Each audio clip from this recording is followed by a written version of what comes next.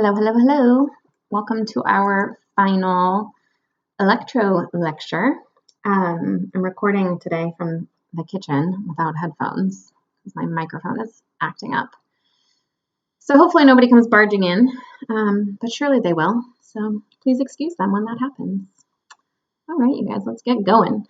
We left off in our last Electro lecture talking about electrochemical cells. And we looked at the amount of electrical work, EMF, electromotive force, reduction potential of the cell, under standard conditions.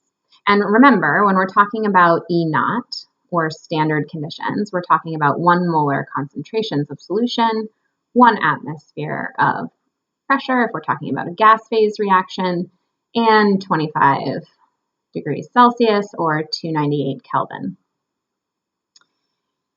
Now, if we set up 2 metals with different reduction potentials in an electrochemical cell, such that we get this spontaneous flow of electrons, if that's happening spontaneously, that must mean that there's a measurable delta G, or free energy change, that is associated with that reaction. So if something is spontaneous, remember, you're going to have a negative delta G. And in terms of an electrochemical cell, if it is spontaneous, you will get a positive E naught, or a positive voltage created in that system. So clearly there's a mathematical relationship here between the E naught, or reduction potential of the cell, and the delta G, or the free energy associated with that reaction. And so the equation that relates free energy to the electrical potential of a cell is delta G equals negative NF E. E being your electrical potential energy. Okay, so what did I want to say about this? I need to define what these variables are for you guys. Certainly, you recognize N as moles. Now, when we're talking about electricity, we are talking about moles of transferred electrons. However many electrons get transferred in that particular reaction. F is Faraday's constant.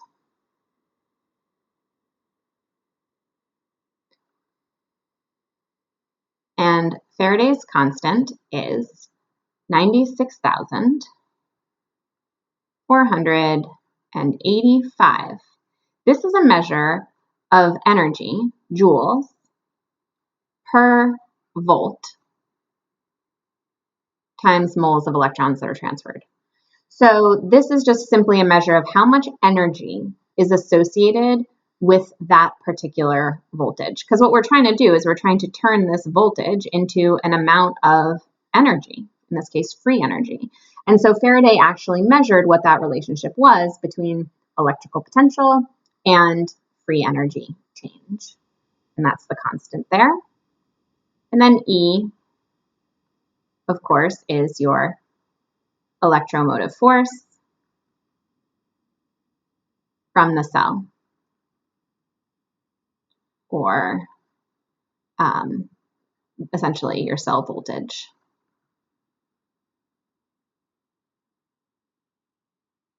You need a reminder of what EMF is. EMF. It's your E of your cell. Okay, so should we do a practice problem with this? Is that what I wanted to do?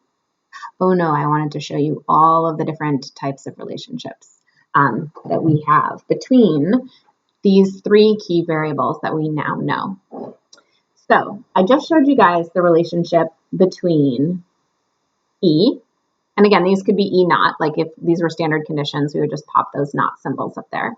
I just showed you the relationship between E and delta G. Remember, delta G is also related to your equilibrium constant, K. And so now that we have a relationship that relates E and delta G, we know the relationship between delta G and K. Now we're going to be able to connect E and K to one another. We're going to be able to relate the equilibrium constant to how much electrical potential energy that particular cell can create. So there's going to be like a love triangle between these three variables. I know, you didn't realize that when you were signing up for chemistry class that you'd be learning about these love triangles between variables. Here it is. I'm so good at drawing triangles. Okay, so the first relationship, let's say, between E and delta G is the relationship that I just showed you guys, where your delta G naught is equal to negative NFE. If we're getting a positive voltage in our cell, we multiply that times Faraday's constant times the number of moles of electrons that are being transferred in that redox reaction, and we'll get the free energy change of that reaction. We also know from our previous unit, thermodynamics, that delta G naught is equal to negative RT ln of K, our equilibrium constant. So if we know the magnitude of our equilibrium constant, we would be able to predict a delta G for that reaction. We can do some fancy substituting here. It's actually not that fancy. But if we just substitute in negative RT ln of K for delta G over here, and then just do some simple rearranging in algebra, we will get an E naught that is equal to RT over NF, remember moles of electrons and Faraday's constant, times ln of K. So now we have three different equations.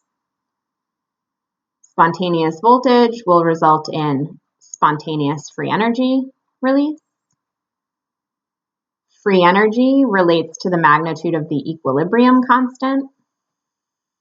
We have a big K value. It means that reaction is going to be very spontaneous in the forward direction, producing lots of product. If we have a K that is less than 1, it means that reaction is not going to be spontaneous in the forward direction, but it would be spontaneous in reverse, producing lots of reactants. So remember what your K values mean. And because we have a relationship between delta G and K and delta G and E, we can therefore relate E to K. Don't forget what all of these things are. E naught is your cell potential. Or your, oh my God, my cats are absolutely bonkers today. They are running around the house like lunatics. K is your equilibrium constant, and delta G is your free energy. When this guy is negative delta G, it's spontaneous. When you get a positive delta E, E naught, it is spontaneous. And the K's don't really talk about spontaneity. The K's talk about the direction that the reaction is sort of favored in, right? If you have a K value that is greater than 1, you've got more products at equilibrium. If you have a K value that's less than 1, you have more reactants at equilibrium. And if you have a K that's equal to 1, you've got equal amounts of reactants and products at equilibrium. Okay, love triangle complete. Shall we move on to an example? Yes, we shall. Here is the reaction that I would like to work off of here. Okay, let's see. What was my plan for this problem? Let me turn the page here in my book. Oh, yeah. I want to take this reaction and I want to calculate a whole bunch of things for it. I want to calculate what the E naught of the cell is going to be. I want to calculate from that E naught what the delta G of that reaction is going to be and what the K is going to be. So let's start by first calculating the E naught of the cell. In order to do that, we first obviously need to split this up into its two half reactions. We need to split it up into the oxidation half reaction and the reduction half reaction. And here's where it would be helpful for you to go to Appendix E in your books to look up the standard E0 reduction potential of these species. And what we would find in Appendix E, or what we will find in Appendix E, is the reduction potential for silver. So for Ag solid, oh whoops, that's the, I did that wrong.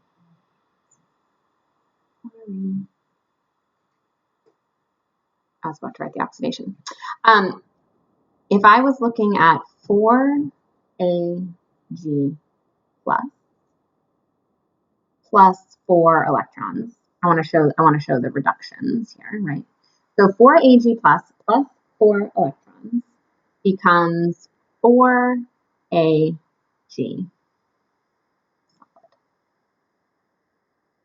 Now, I recognize that's not what's happening up in this reaction, it's reversed. But when I first look this up, it's going to be given as a reduction potential. And that reduction potential is negative 0.80 volts. Okay, then I'm going to look up the other potential reduction for this reaction, and that's the reduction of oxygen. So O2 plus 4H plus 4 electrons would result in the production of 2 water molecules, has an E0 reduction equal to positive 1.23 volts. Okay, so these were the values that we found on our reduction potentials list. By looking at these two values, I can see that the potential for oxygen to be reduced is much greater, because it's a positive value, that's a positive voltage is favorable. This reduction of oxygen is much more likely than the reduction of the silver. So this is the reaction that gets flipped. Silver is not going to be reduced, it is going to be oxidized. So let's reverse this reaction, which is what I was accidentally doing the first time. 4Ag solid, losing those 4 electrons. And now we can call this, sorry, I forgot my states matter here. We can call this the E0 oxidation, and we change our sign to a positive 0.80 volts. Okay, so this reaction is not happening. Okay, so using our reduction potentials, we figured out who in this reaction is being oxidized and who's being reduced. You also could have just looked at it, right? And you can see that the silver was being oxidized because it was going from a 0 to a 1 plus oxidation number. So you kind of could tell the way that the reaction was written that this reduction potential was going to be flipped. But I just wanted to show it to you with the numbers. Okay. So now we want to figure out what the E0 of the cell is going to be. And the way we do that is we just add together those two potentials. So the E0 of the cell will be equal to 1.23 plus 0.80 volts.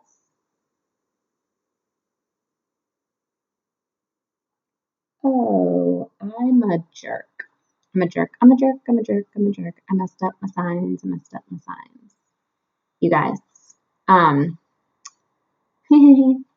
This one, the reduction potentials, did any of you notice when you were actually like looking up the values in the appendix? Maybe I should have actually looked the values in the appendix. Instead of this the practice problem. But when I'm going to appendix B, and I'm making sure that my sign is correct. And you're like, no, Mr. Vera is not correct. Silver. Yeah, you guys, silver gaining an electron is okay. So the reduction potential up here. All right, I'm going to do my mistake in red, you guys. All right, this was supposed to be positive 0.80 volts. originally, okay? And I should have known that, duh, right? Silver is a not very reactive metal, okay? So like that should have been a positive 0.80 volts. So down here, the oxidation would have been a negative 0.80 volts. I'm very sorry. Can you guys fix that in your notes? Do you forgive me? Great. Okay, ignore that. All right, so the other thing that you might have noticed in the appendix is that this was like for 1 atom of silver and 1 electron and 1 atom of silver. Remember, the coefficients do not affect the numerical value of your reduction potentials. Those are intensive properties. So, or that is an intensive property. Okay, so don't worry about the fact that you've got coefficients here. It's not going to change your number, but of course it would help if your teacher had the correct signs originally. And now I do. So, what is the E naught of our cell going to be? It's not going to be 1.23 volts plus a positive 0.80 volts. It's going to be this plus a negative value, so it's a subtraction, 0.43 volts. I'm going to double check my calculation here. 1.23. Yes. Okay. Oof, sorry.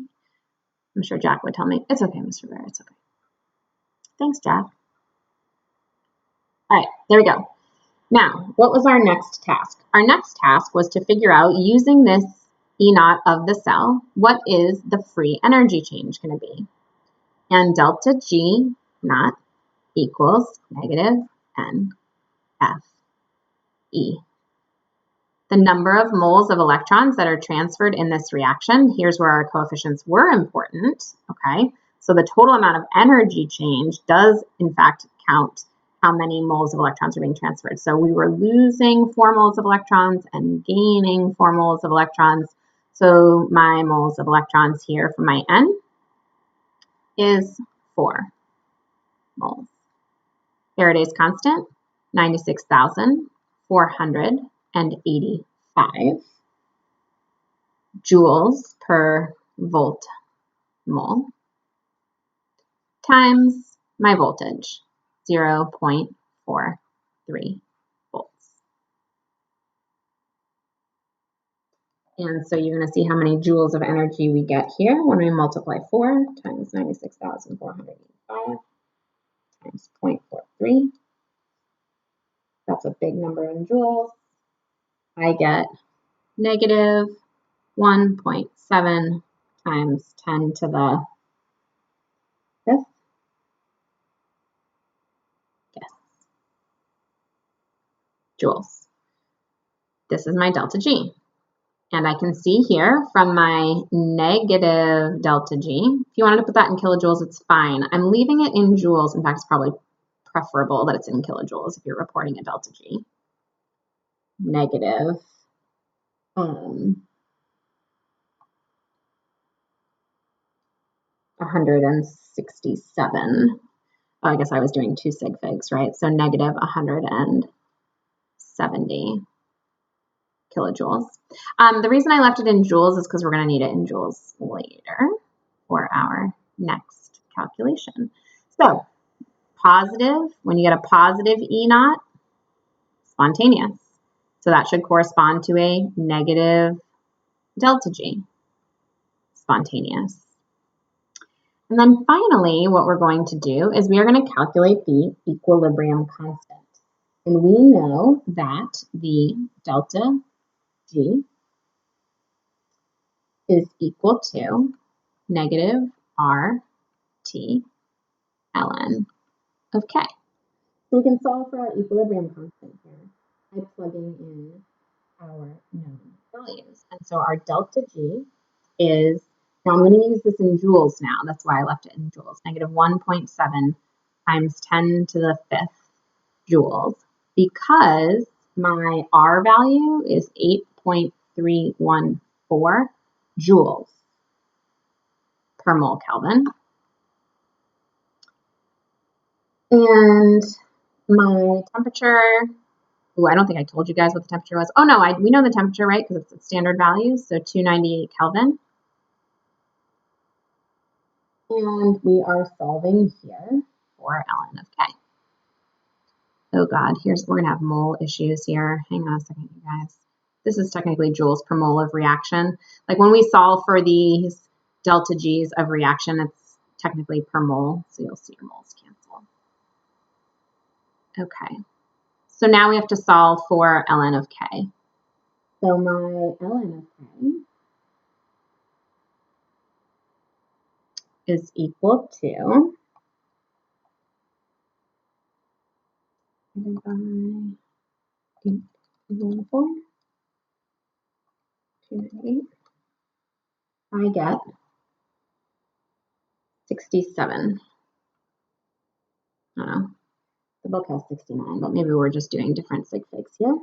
And then in order to anti-log that, K would be equal to, or anti-natural log, excuse me, would be E to the 67.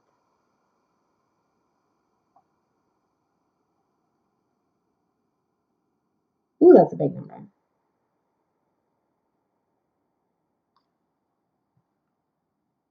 I get 1.3 times 10 to the 29th. That is a large K. That means that the reaction proceeds a lot in the forward direction. In other words, at equilibrium, you are going to have more products, which makes sense because we were seeing a spontaneous production of voltage with this reaction going in this forward direction. So all of our variables in terms of our little love triangle that we drew up there, all of our variables made sense. It made sense that we had a positive E, a negative delta G, and a large K. Okay. Remember, our units of K are unitless, like our joules and moles are canceling and our Kelvin is canceling. All right. So that is how we relate G, E, and K to one another. What else should we do? I think we should look at non-standard conditions. Ooh, I just almost ran out of room. Let's see if I have my non-standard condition stuff prepped up here. Aha, I do. Excellent. Oops, I just put a weird line on my screen. Okay, so all of those problems that we've been doing so far have been looking at cells under those standard conditions of 1 molar, 1 atmosphere, and 298. However, just like we can have free energy change under standard conditions, we can also have free energy change under non-standard conditions. Same thing goes for cells that are not under standard conditions. And so what we can do is we can just do some substitution in here with the relationship between E and delta G. I'm not going to make you guys derive it. So I will just give you the equation. So you'll probably very quickly be able to see the relationship here. E naught. So our standard cell potentials versus our not standard cell potentials will relate by R T over N F, moles of transfer electrons and Faraday's constant, ln of Q. Now, most of the time, we can just simply rewrite this equation if we don't want to do it in terms of a natural log. And if we want to do that, and typically temperature, you guys, is always at 298. So this equation at 298 Kelvin, and with the natural log converted to a logarithm, so you'll often see this equation written this way, but at 298 Kelvin, you will see this equation rewritten or simplified with some variables replaced as E naught, E equals E naught minus 0.0592 volts over N being your, again, moles of electrons transferred. Oh my goodness, I didn't leave myself enough room. Log Q. Okay, so I would say let's go check what the equation is on the AP exam sheet, but it's not on the AP exam anymore, and you're just learning this because you love chemistry. Okay, so I expect you guys to be able to like plug and chug into this equation or plug and chug into that equation. Let's do one together. Again, all we are trying to do with this equation is figure out what would the cell potential be if we were not under standard conditions. So like if we weren't at 1 molar concentrations. So let's do a problem where that happens. If you recall the voltaic cell that we did in our previous lecture between zinc and copper, this was our overall reaction. And we got an E naught for our cell of a positive 1.10 volts. At least I hope that's the cell that I used in yesterday's lecture. Okay, or take my word for it, that if you were to set up a cell between zinc and copper using their reduction potentials under standard conditions, being 1 molar concentrations of our zinc ions and our copper ions, this is the cell potential that we would get. The question now is, well, what would happen to the cell potential if we took the zinc 2 plus concentration and changed it to 0.05 molar? In other words, if we took this guy's concentration and reduced it, and then we took the copper 2 plus and changed it from 1 molar to 5 molar, increase this guy's concentration. Just based on Le Chatelier's principle, you guys. Based on those stressors, those changes in concentration, which way would you predict this reaction to go? Shift.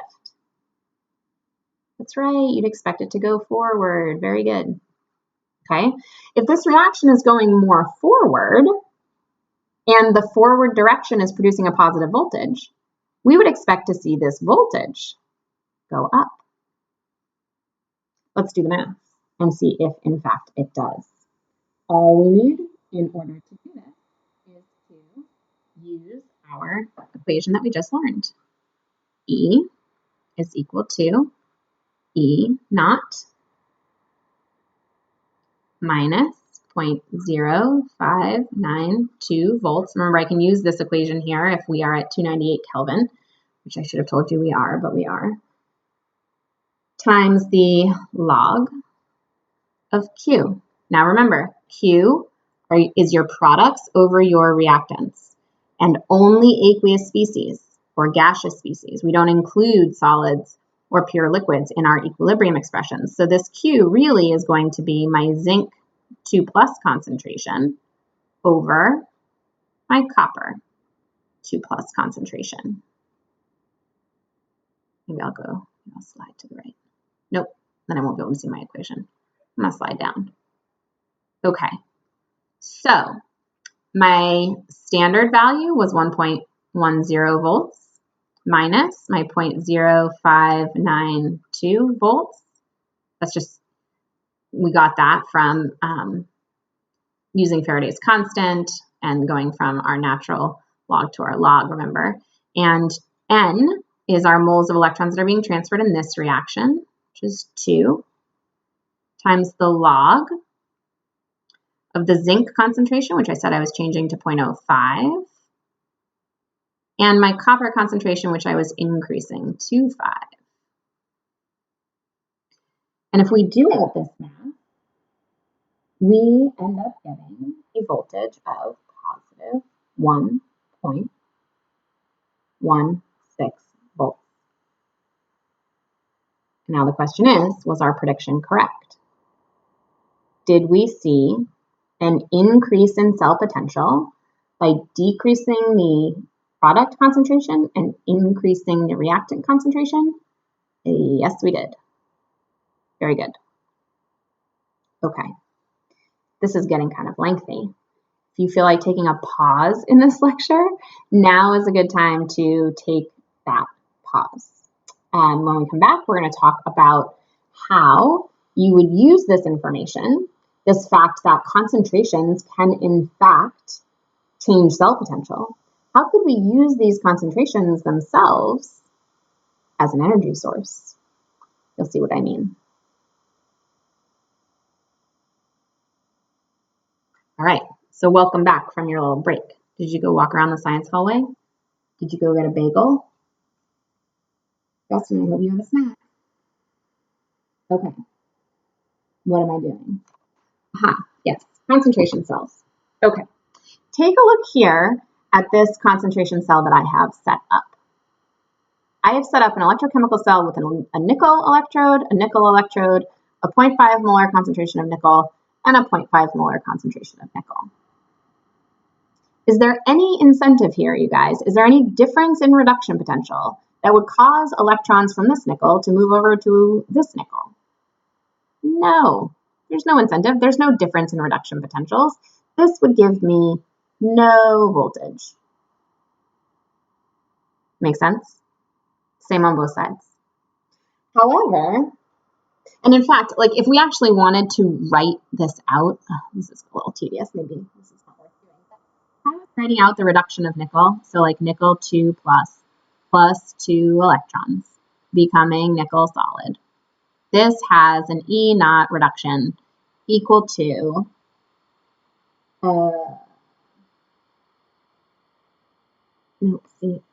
the textbook list is kind of funky. I need to go back to it.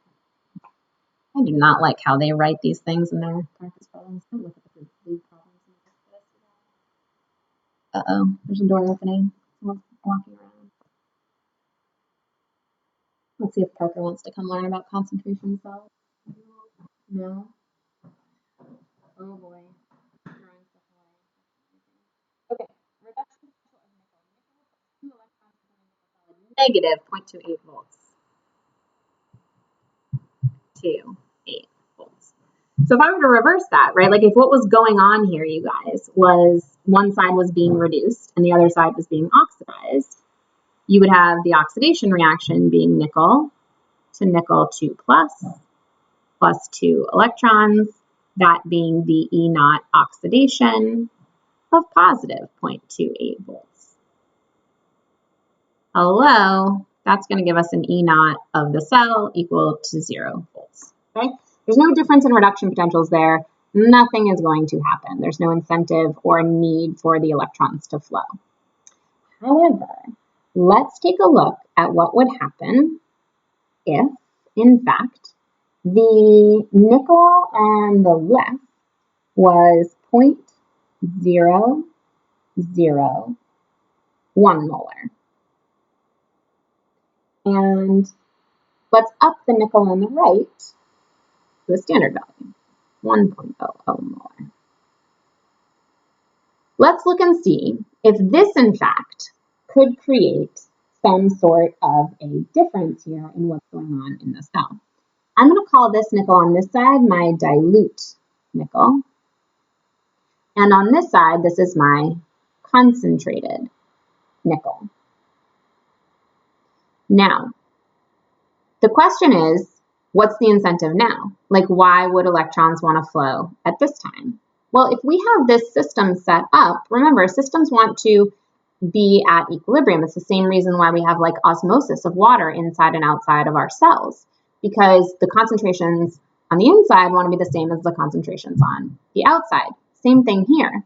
This 0.001 dilute concentration wants to be more concentrated, like the 1 molar concentration. And this 1 molar concentration wants to be closer to this more dilute concentration.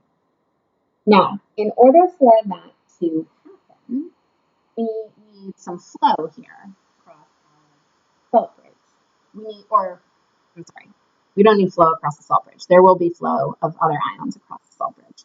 But what we need is a flow of electrons to produce more nickel ions over here, right? In other words, we want to increase this dilute concentration of nickel 2 plus.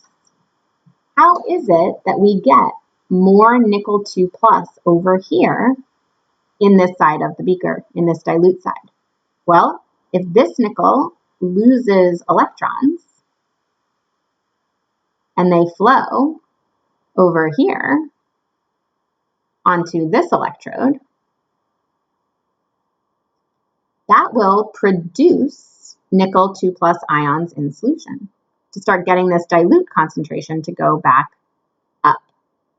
And then over here, the nickel 2+ that's already floating around in solution from the concentrated side, these nickels will attract to those electrons to become nickel solid, which would in effect reduce the concentration of the nickel 2+ over here until we get the nickel 2+ ion concentrations equal on both sides. So in fact, what's happening now when we have these concentrations or these differences in concentrations is we now have a driving force for electrons to move. And that driving force is not a difference in reduction potential, it's a difference in ion concentration. So we're going to get a voltage up here. So let's figure out what that voltage. Oh, guys, I forgot to make my background black. Whoopsie. Okay. Now my background is black. All right, let's figure out what that voltage is going to be. In order to do that, we have to look at what's happening on each side of the cell. On this dilute side of the cell, we are producing nickel 2+. So on this side of the cell, nickel solid is being oxidized. We are producing nickel 2+ in solution by losing those 2 electrons. So this is like my dilute nickel. And over here on this side, this is where the reduction is happening. My nickel 2+ from my concentrated side of my cell is gaining 2 electrons to become nickel solid. So here is my oxidation half reaction, and here is my reduction half reaction. If I were to put these 2 things together, if I was to combine these 2 half reactions together, what I would see happening is essentially the nickel that is concentrated, so the nickel on the left-hand side of my reduction reaction, my nickel 2+ concentrated, is turning into nickel 2+ dilute. This is really my overall reaction. My nickel solids would cancel out and my electrons would cancel out. And like this is really what's happening. I'm losing out on my concentrated side and I'm gaining on my dilute side, which is a good thing.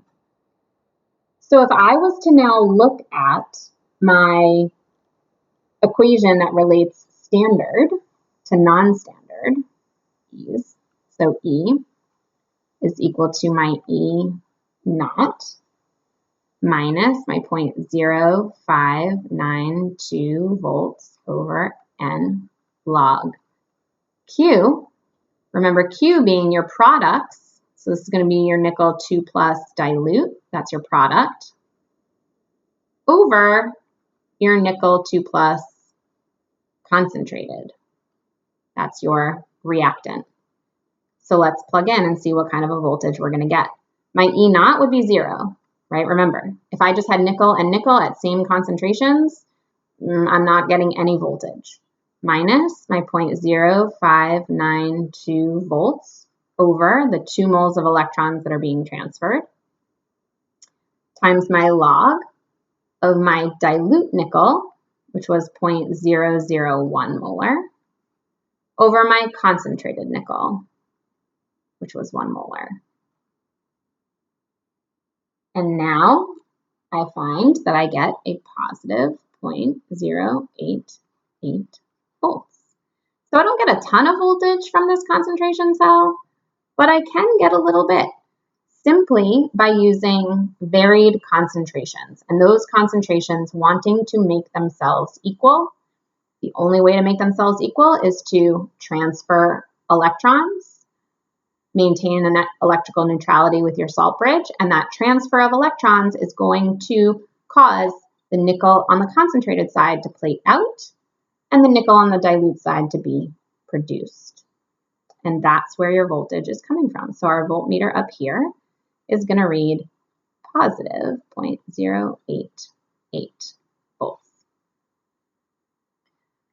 Okay. Oh my gosh. I have 15 minutes until my honors and CP office hours. You guys think I can talk about this next part in 10 minutes? I definitely can. Last part. Okay, you can see from my heart, you guys, this is one of my favorite little things to talk about is electrolysis. And the difference being between electrolytic cells or electrolysis and galvanic or voltaic cells is that electrolysis does not happen spontaneously. Electrolysis is non-spontaneous. And we make these redox reactions happen by using a power source or a battery. So we are going to look at one of my favorite examples of how we can use non-spontaneous redox reactions to do things like electroplating. Electroplating is simply coating one metal with another. And you might think, no, I'm just going to melt my metals and dip them in one another. That's actually not the most common way of getting these coatings on metals. Where the heck? Oh, I thought I had a diagram. I guess I'm going to have to draw it. Oh, I remember. I didn't think my diagram was big enough. The one that I saw online.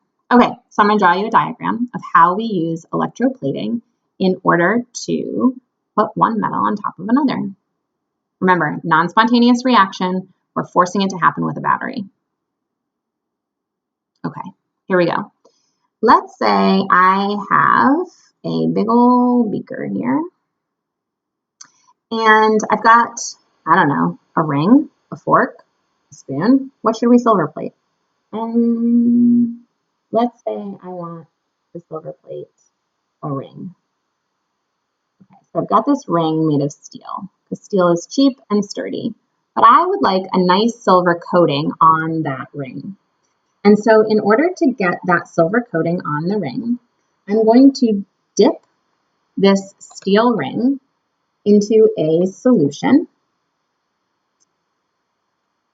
Let's see here.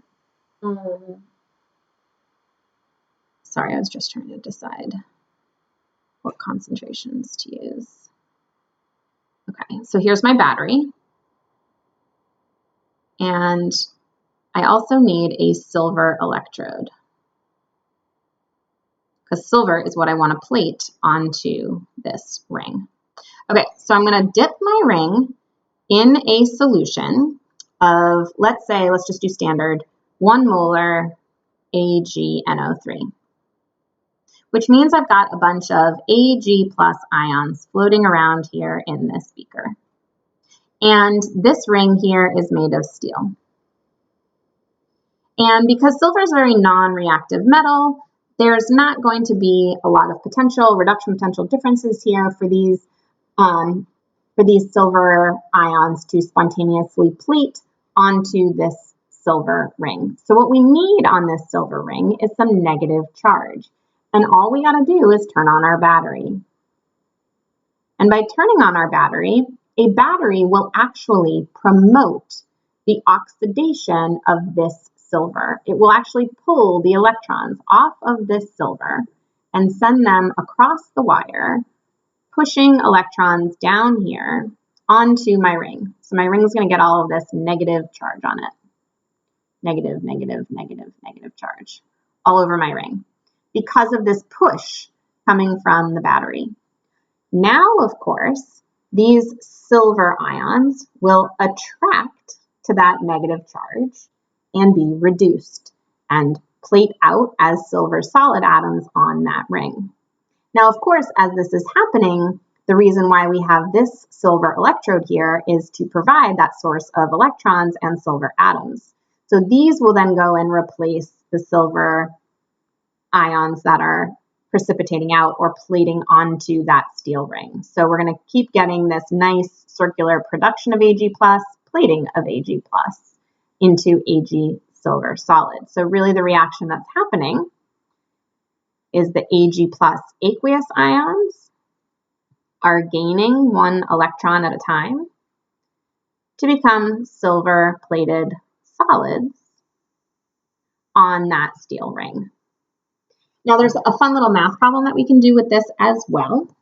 And we can actually calculate the mass of silver that we plate onto that ring. But there's a couple of things that we need to know in order to calculate that. So like, let's say I want to know how many grams of silver will plate out in 1 hour if the battery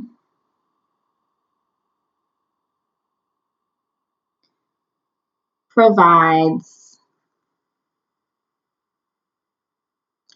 10 amperes of current over that period of time for that long. Now, in order to do this problem, you need to know that an amp is equal to a coulomb per second. Yes, sorry, almost forgot. I was about to invert those things. Okay, so an amp is just a measure of current. So it's like how many coulombs of charge are being pushed per second through that system. So now that we know that an amp is a coulomb per second, we are going to be able to solve this problem. And you guys know how much I love dimensional analysis, and I just miss it very much. I'm going to start with my 1 hour. We haven't done this in so long. I need to turn my minutes? Nope. I need to turn my hours into seconds if I want to use my amps of current. So my 1 hour is 60 minutes. My 1 minute is 60 seconds. And I know that my current is going to provide 10 coulombs of charge per second. Now here's maybe where it's not so obvious to you what comes next. This value right here, if I were to stop my dimensional analysis right here, this would tell me how many coulombs of charge are sitting on that steel ring after that battery pushes for an hour. So magnitude of coulombs of charge doesn't help me. I need to know how many moles of electrons are on here, because it's my moles of electrons that are determining how much silver I make. Luckily, Faraday's constant tells us that there's 96,485 coulombs of charge for every 1 mole of electrons. Now I know how many electrons are sitting on that steel ring. Now I go to my balanced equation. I know that for every 1 mole of electrons, I get 1 mole of silver solid plated. And then, of course, I know that my molar mass of silver, oh God, it's like 100 and something.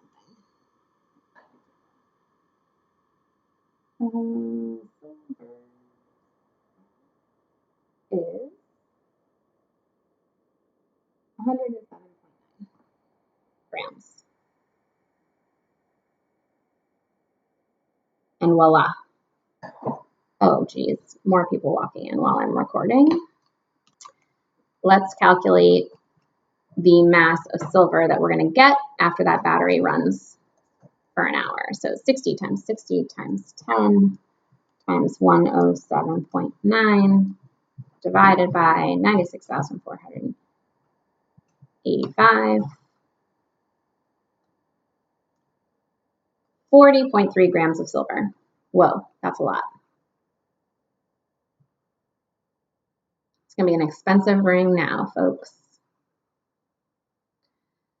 Whew, okay, I feel like that was a super long lecture. Hopefully you guys took lots of breaks. And hopefully my sound system is still recording and you can hear me through all of this, because I don't feel like redoing it. All right, you guys, good job.